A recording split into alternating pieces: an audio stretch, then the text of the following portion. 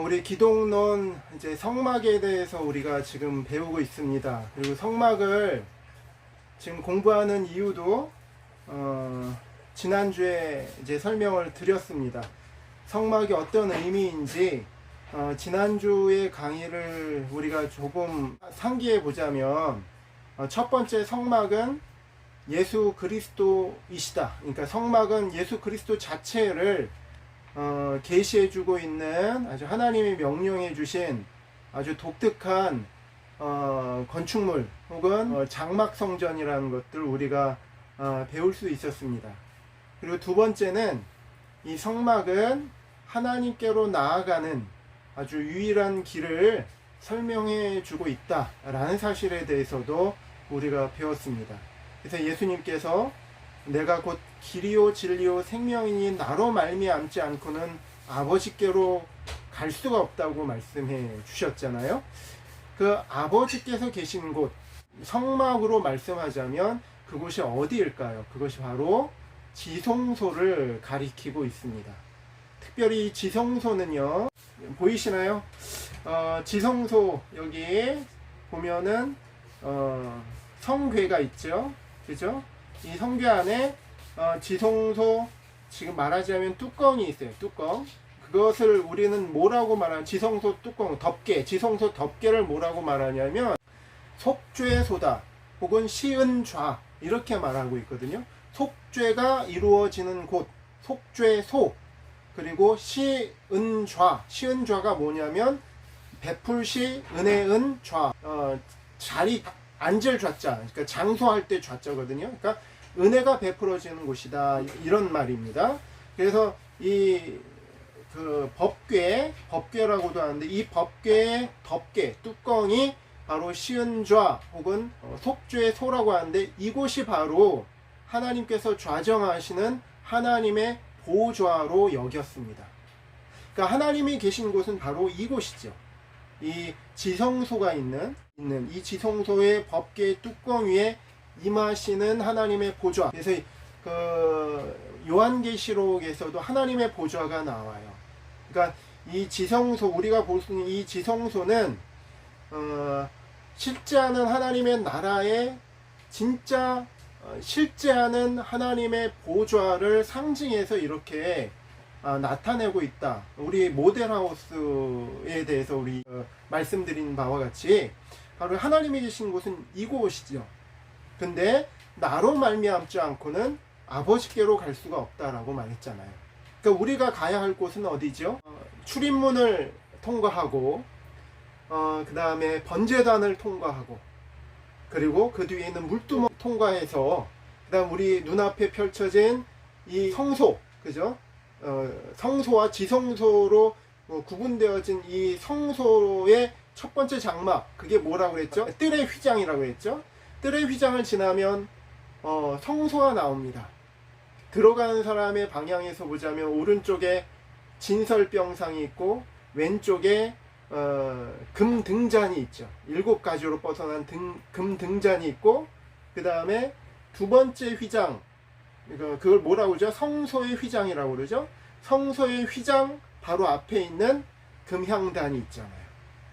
그럼 그곳을 지나서 두 번째 휘장인 이 성소의 휘장을 뛰어넘어서 통과해서 이제 법궤 앞에 있는 하나님의 보좌 앞으로 가야 되는데 그 길을 갈 수 있는 유일한 길은 무엇이다? 바로 예수 그리스도이시다 라는 것을 배웠어요. 그래서 우리 그 출입문을 지나면 번제단에서 우리는 누구를 만나야 되냐면 세상 죄를 지고 가는 하나님의 어린 양. 이 하나님의 어린 양은 죽임을 당하는 하나님의 어린 양이죠. 근원적인 우리의 죄를 사하기 위한 대속 제물이 되신 예수 그리스도를 상징하지요. 그리고 그 예수 그리스도를 믿음으로 말미암아 우리는 이 물두멍에 가서 우리 죄를 씻고 이제 성소의 휘장 앞에, 첫 번째 휘장 앞에 이르게 되는 것입니다. 그런 의미가 있다는 것을 우리가 좀 기억을 좀 했으면 좋겠습니다. 자, 그러면 이제 물두멍을 지나서 첫 번째 휘장을 뚫고 가서 첫 번째 휘장이 이 뜰의 휘장을 뚫고 가서 우리가 갈 수 있는 곳, 그것은 바로 성소죠. The holy place, the holy place, 성소. 그죠? 근데 이 성소는요, 예수 그리스도를 상징하기도 하지만 우리 지난주에 연합에 대해서 우리가 배웠죠. 하나님과의 연합, 예수 그리스도와의 연합.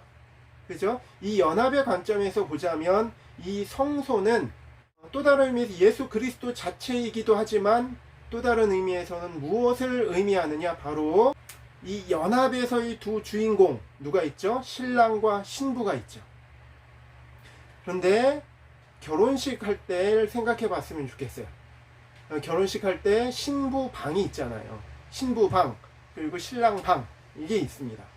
근데 이 성소는 마치 신부의 방을 아주 닮아 있다는 것을 우리가 그 하나하나의 의미를 곱씹어 보다 보면 발견할 수 있게 됩니다.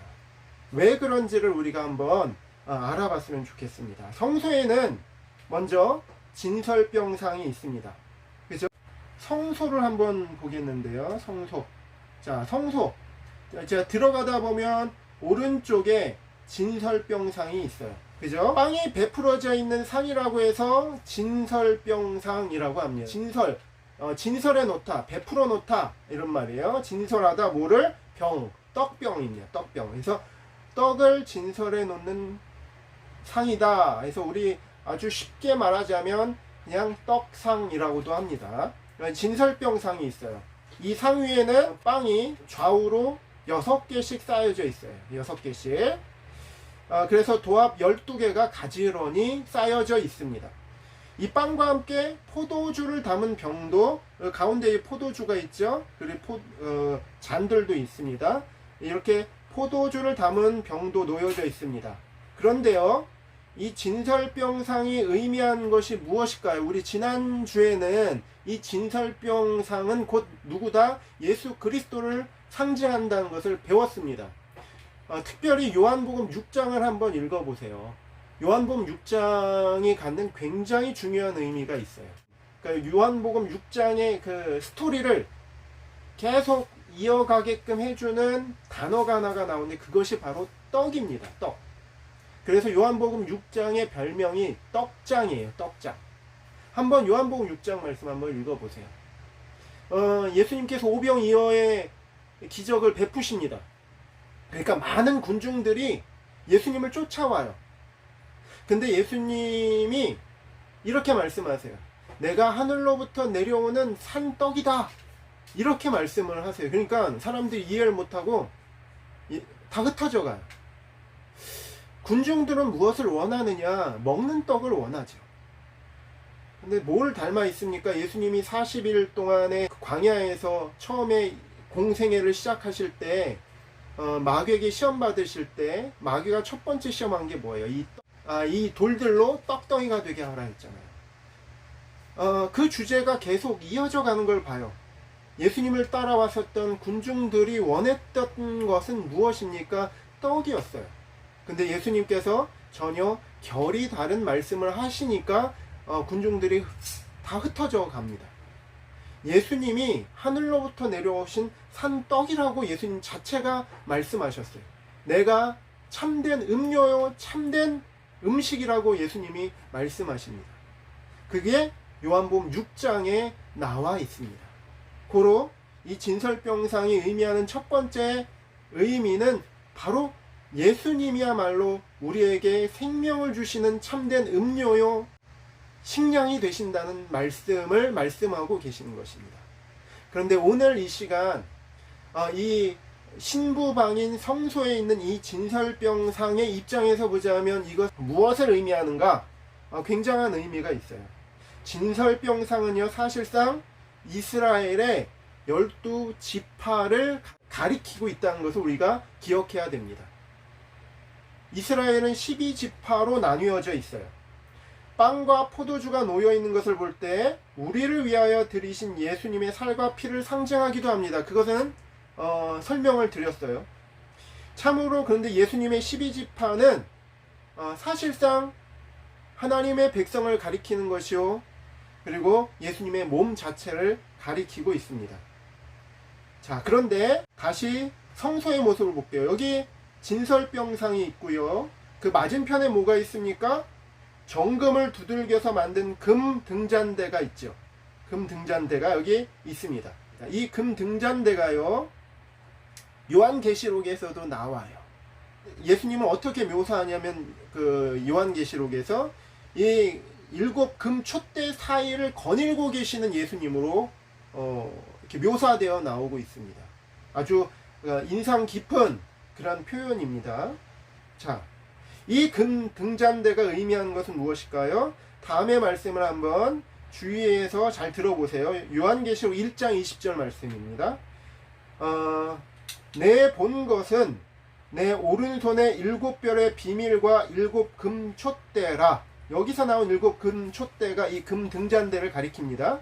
7별은 7교회의 사자요, 7 촛대는 7 교회니라. 이렇게 나와 있죠.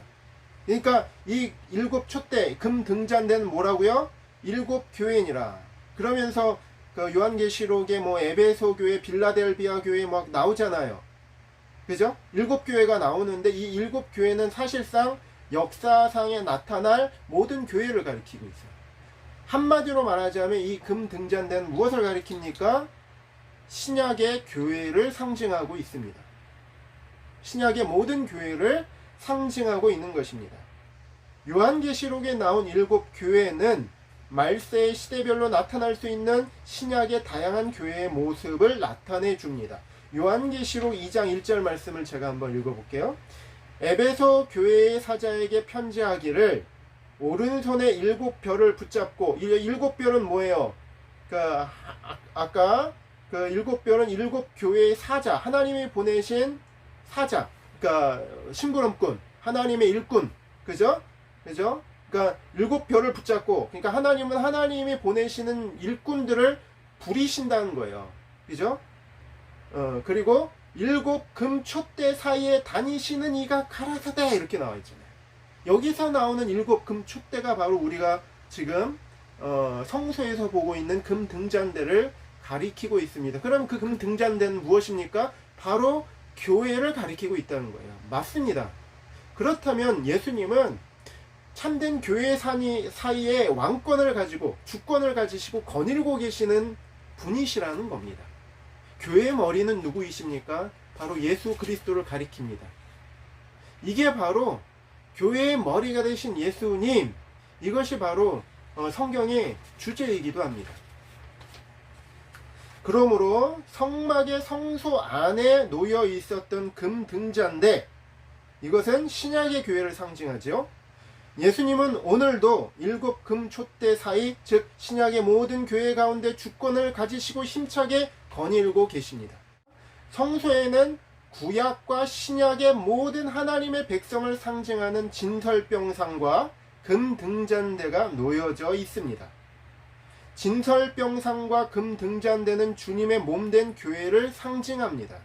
구약과 신약을 대표하는 이 진설병상 그리고 금 등잔대, 우리 이것을 꼭 기억하셨으면 좋겠습니다.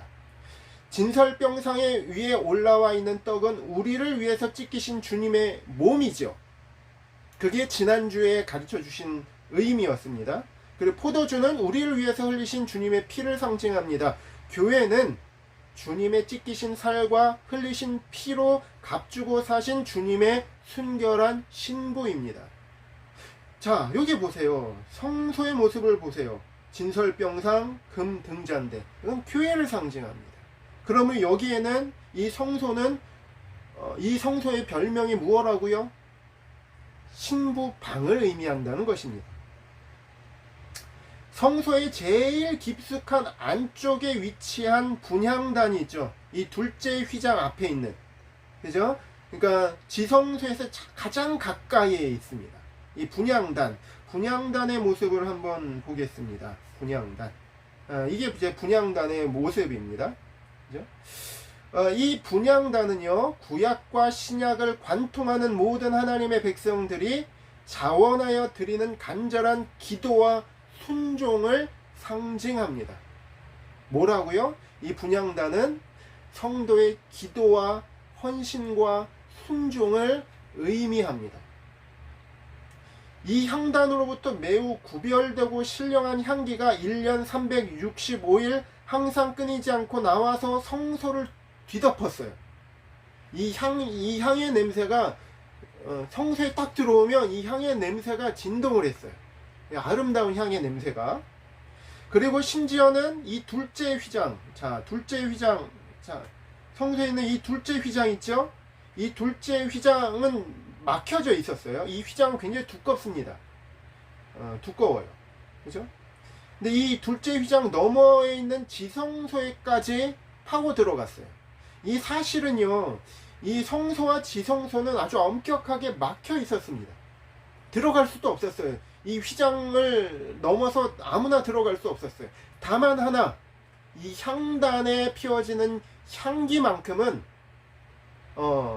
이 지성소로 파고 들어갔을 것입니다.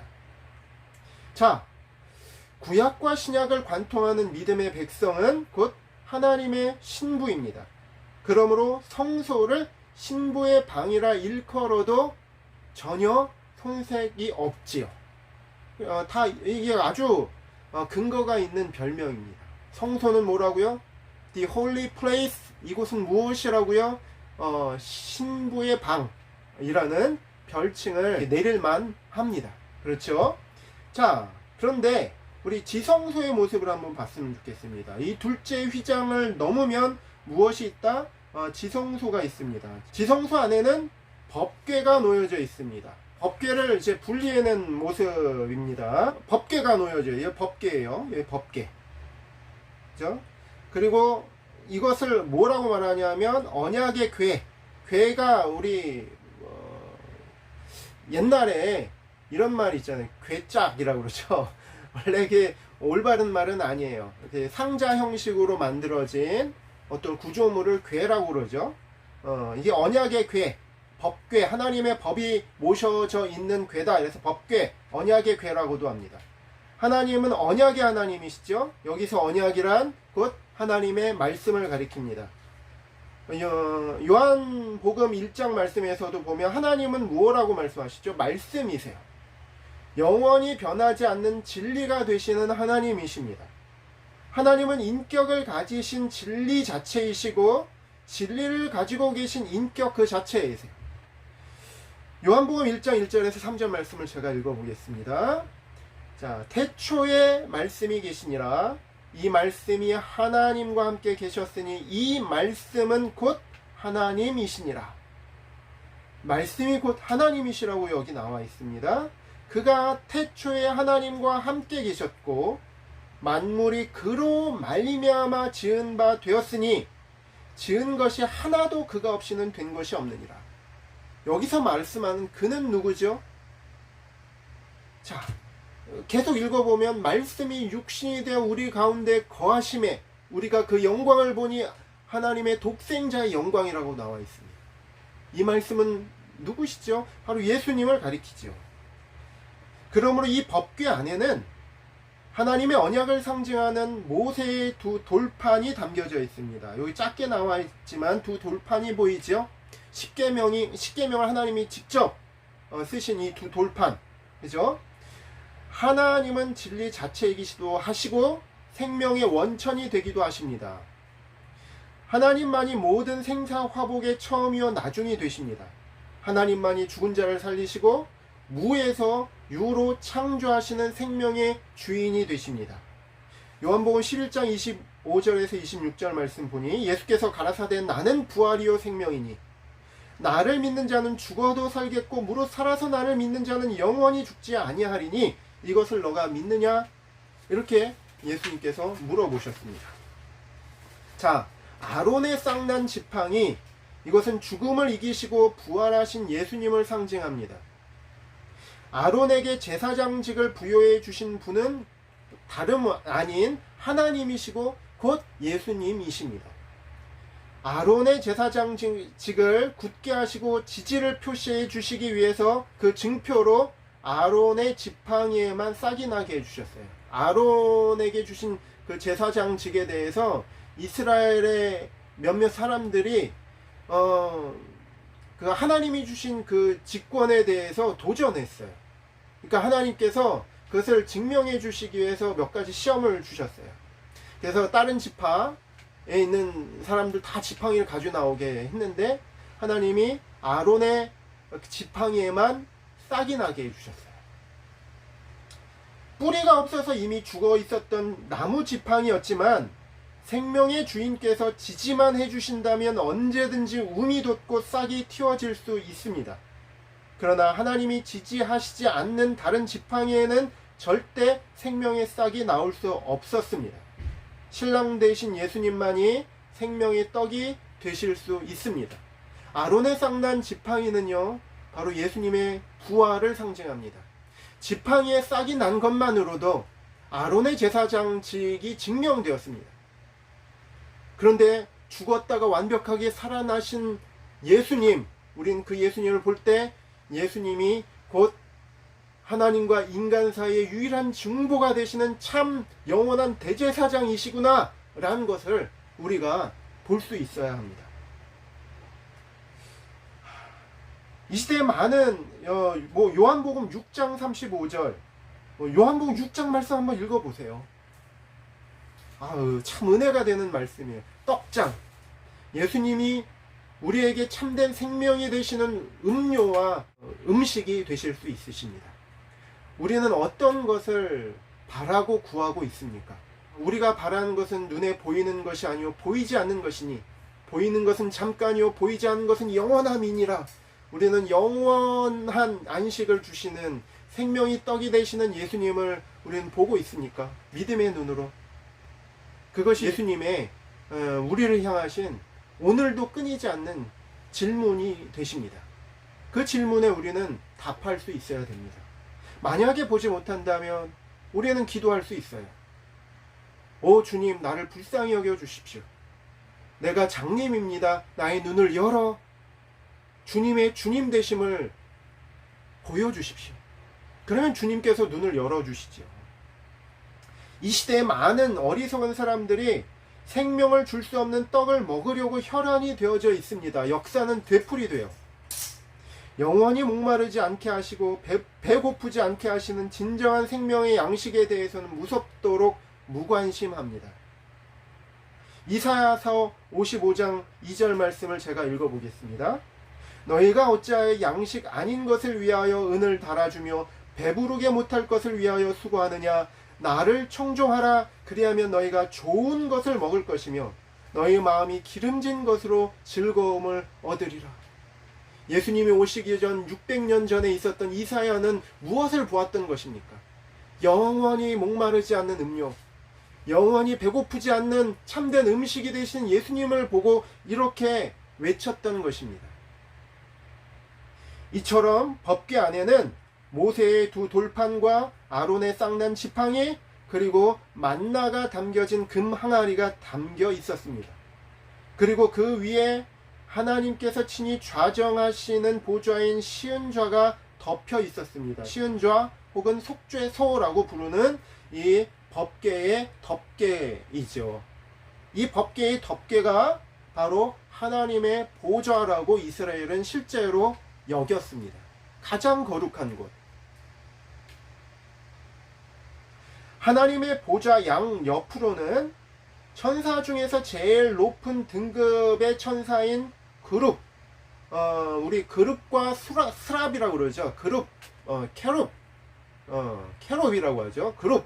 이게 이제 천사 중에서 가장 높은 천사의 등급을 우리가 그룹과 스랍이라고 합니다. 이 그룹이 하나님의 보좌를 호위하며 겸손히 조아리고 있어요. 그래서 법궤 뚜껑이 있고요. 그 뚜껑에는 이렇게 그룹의 모양, 두 그룹이 지금 조아리면서 있는 모습으로 이 덮개가 이루어져 있어요. 자, 근데요, 중요한 것은요, 그림 보이시죠? 그러면 오른쪽에 요 모양 보면 여기 성소와 지성소가 있죠? 이 성소와 지성소 사이에는 두 번째 휘장, 그죠? 성소의 휘장으로 가로막혀져 있었습니다. 신랑방과 신부방이 준비되어졌건만 신랑과 신부는 허심탄회하게 만날 수 없었습니다. 뭐 때문에요? 이 휘장 때문에 그렇습니다. 만날 수가 없었어요. 우리 견우와 직녀 있잖아요. 견우와 직녀는 만날 수가 없었죠. 그런데 아주 하루 잠깐 만날 수 있는 날이 있었죠. 근데 성소와 지성소는 항상 막혀져 있었어요. 신부도 있었고 신랑도 있었지만 이 휘장 때문에 막혀져 있었기 때문에 들어갈 수가 없었어요. 1년에 1차, 그죠? 7월 10일, 유대력으로 7월 10일 대속죄일에 대제사장이 제물의 피를 들고 떨면서 간신히 한번 들어갔었습니다. 완전한 부부로서의 연합을 이룰 수 없었던 모습을 보이고 있습니다.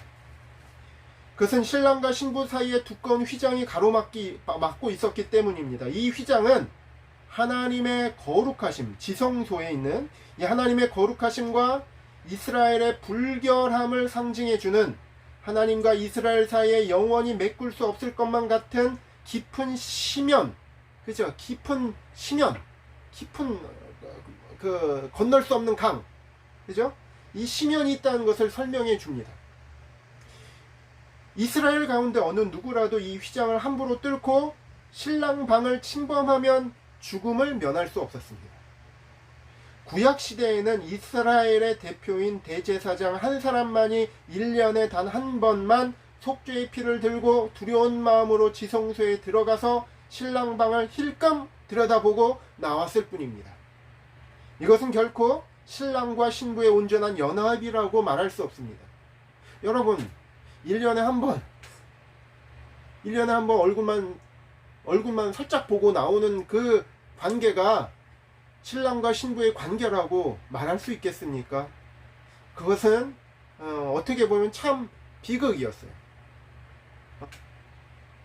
이스라엘과 연합하기를 간절히 원하셨던 하나님께서는 이 두꺼운 휘장을 아주 찢고 신랑과 신부가 그 마음과 마음이 하나가 돼서 만나기를 간절히 원하고 계셨습니다. 7번, 내가 내게 장가들리라 온몸으로 휘장을 찢으신 예수님. 하나님께서는 어떤 난제라도 다 해결하실 수 있는 모든 지혜와 능력으로 충만해 계십니다. 신부와의 사이에 있던 이 심연이 자리를 잡고 있다 하더라도 신랑은 그 모든 차이를 메꿀 수 있는 능력과 의지로 충만해 계십니다. 호세아 2장 19절에서 23절 말씀 보겠습니다.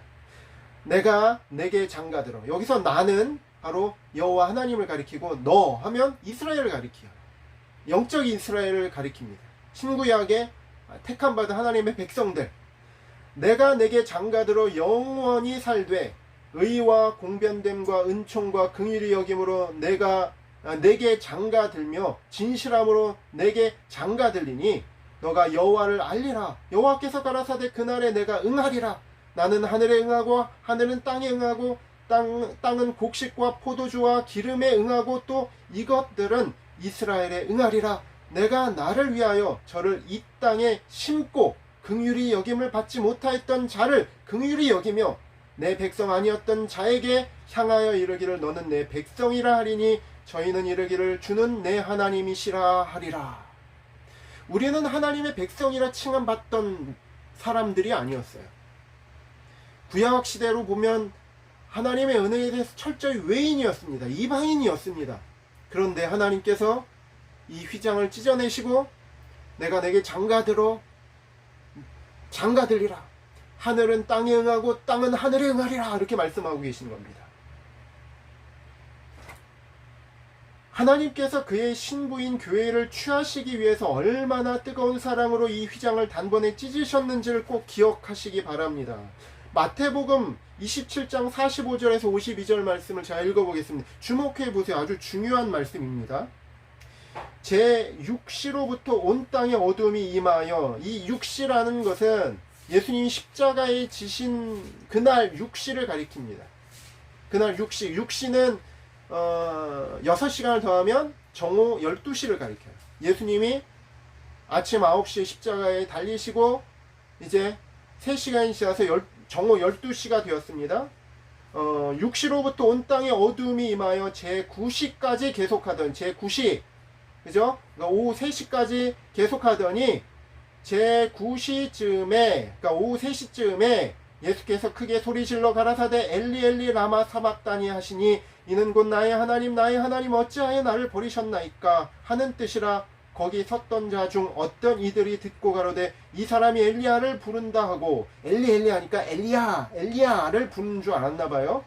근데 그런 뜻이 아니죠. 하고 그 중에 한 사람이 곧 달려가서 해용을 가지고 신 포도주를 머금게 하여 갈대에 꿰어 마시우거늘 그 남은 사람들이 가로되 가만두어라 엘리야가 와서 저를 구원하나 보자 하더라. 예수께서 다시 크게 소리 지르시고 영혼이 떠나시다, 돌아가셨다는 거예요. 제9시 곧 오후 3시에 이에 뭐요? 아주 이때 아주 괄목할 만한 아주 인상 깊은 사건이 벌어집니다. 뭐냐면 이에 성소 휘장이 위로부터 아래까지 찢어져 둘이 되고 땅이 진동하여 바위가 터지고 무덤들이 열리며 자던 성도의 몸이 많이 일어나게. 예수님이 죽으심과 더불어 무슨 일이 일어났어요? 예루살렘에 있는 성전의 성소의 휘장, 그 두 번째 휘장이죠. 이 성소의 휘장이 아래에서부터 위로 찢어졌다는 거예요. 예수님이 어디서 십자가에 돌아가셨습니까? 예루살렘 성 밖 갈보리 산 위에서 십자가에서 돌아가셨습니다. 그런데 성 안에 있던 성소의 휘장이 찢어졌다는 거예요.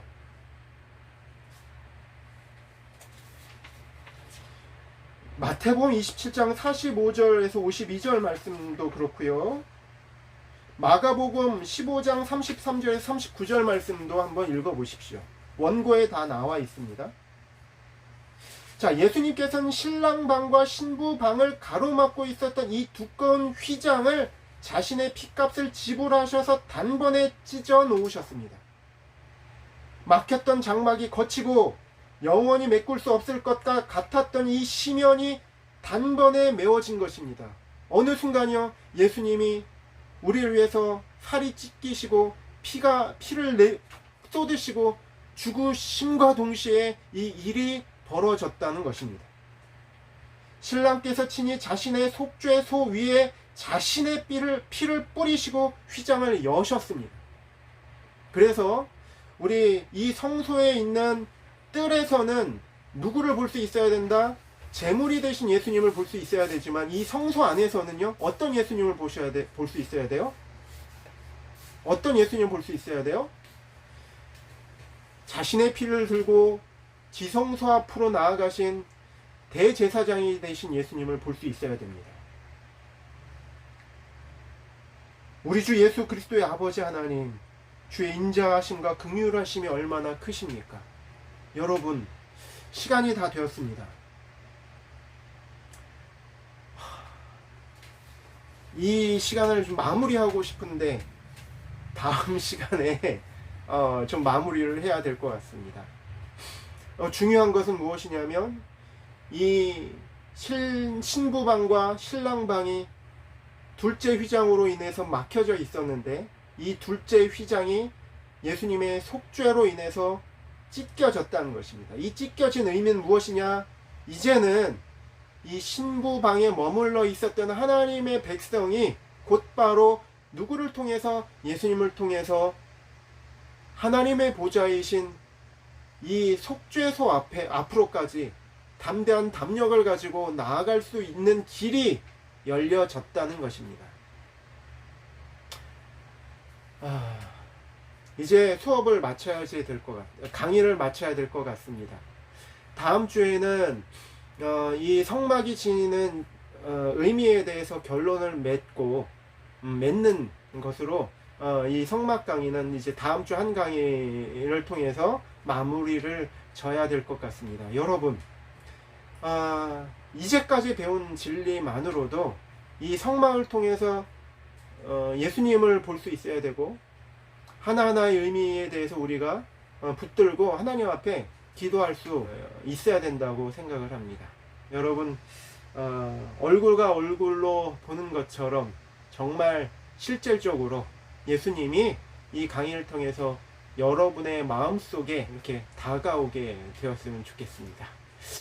이것으로 오늘 수업은 마치도록 하겠습니다. 다음 주까지 여러분 승리하시고 다음 주에 더 기쁜 모습으로 보도록 하겠습니다. 코로나 시대에 건강 조심하시고 믿음으로 승리하시는 한 주 되시기 바라겠습니다. 감사합니다.